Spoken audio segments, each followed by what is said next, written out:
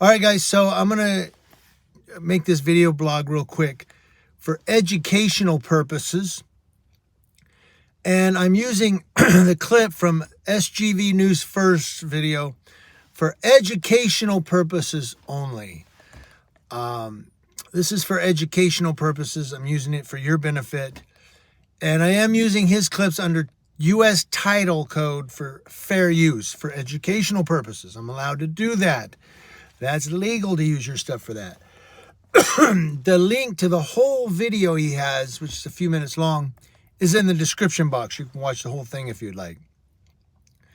But this deputy in the video, he's a sergeant. That's what's scary. The guy has stripes. What's going on, Sarge? Whose gun does that belong to? What? Whose gun does that belong to? Who's what gun? What? Whose gun on your hip? I don't have a gun. That's not a gun, it's a taser, huh? Come on, dude. Don't act like a fool, Sergeant. You couldn't tell it's a relax. taser from way over there, man? No, I couldn't. It looked like a small... You guys are ridiculous, man. What kind of training do you guys get if you can't tell a gun from a taser? What kind of bullshit is that, man? How many times you guys going to detain me until you figure out that it's a taser that I carry, man? Okay, do you have an ID? For what? To verify you're not felony carrying the taser. No. I haven't committed a crime. You have an ID. I haven't committed a crime, man. Now, for those who don't know, in California, you can legally carry a taser if you're over the age of 18. And when we say taser, we're particularly talking about the gun-shaped taser. You can find them on Amazon, Taser Bolt, or the Taser X2 Professional. If you look up those, you'll see Taser X2 Professional, I think, gives you more options. But they run anywhere from $400 to $1,600, depending on what taser you get. You can carry them. They're legal. They even have holsters for like $100 to $150. You can get a nice, good holster to carry it in. And you can carry it on your hip. It's legal.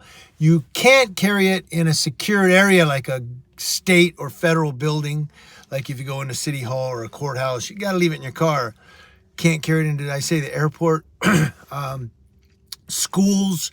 If you're going to a PTA meeting, you can't have it on you. But you can definitely carry it walking down the street for self-defense purposes.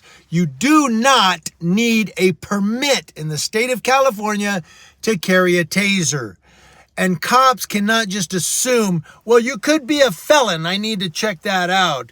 He has to have probable cause or reasonable articulable suspicion for that. He can't just out of the blue go, well, I think you're on probation.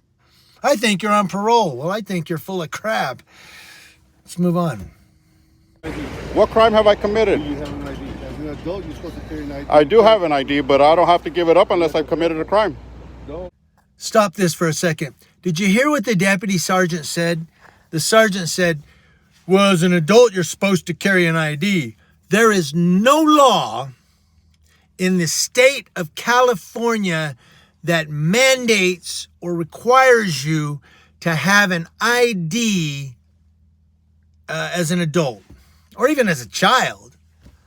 There is no law in this state, the state of California, that mandates you have an ID. A lot of people get an ID card. Now, we're not talking driver's license. If you want to drive a car, yeah, you got to get a driver's license. But to walk down the street, Joe Blow, there is no law that mandates or puts a requirement on an ID. But a lot of people get a California ID card because maybe they want to write a check or they want to get a job or they want to, get a loan from somewhere, maybe a bank loan, or buy a car or whatever, and you maybe need an ID card. A lot of people will accept Social Security cards as ID. A lot of people will accept a rent bill or a utility bill for residency. But, a cop can't just walk up to you and go, well, in California, you're supposed to carry an ID. No, I'm not. I'm supposed to have my clothes on. I can't walk down the street in my birthday suit. But there's no law requiring an ID. That's not true either. California stays not stays stop stays sir. I'm talking to him. This is not stop an ID state. But yeah, you still do have, when you requested to show your ID to law enforcement. If I've broken the law, then tell me what law I've broken. Verify who you are. All right, guys, I got to stop it again. Did you hear what the sergeant said? Well, you have to surrender your ID when asked by law enforcement. Wrong! In the state of California, the only requirement, now we're talking driver's license, we're talking ID, you're on foot.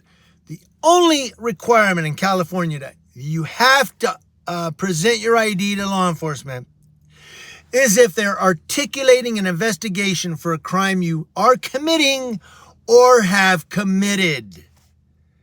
If they say, well, you're suspicious, you've got pepper spray on your belt. Oh, well, that's not a crime in California. Well, you have a taser on your hip. That's not a crime in California. It should be a crime to be stupid with sergeant stripes. Oh, yes, you do. What law have I broken for you to verify who I am? I have to break a law before you detain me and tell...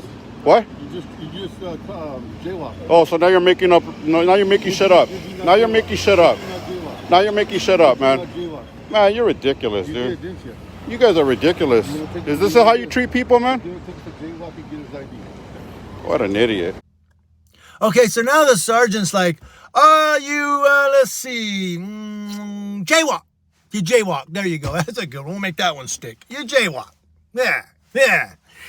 Making it up, man.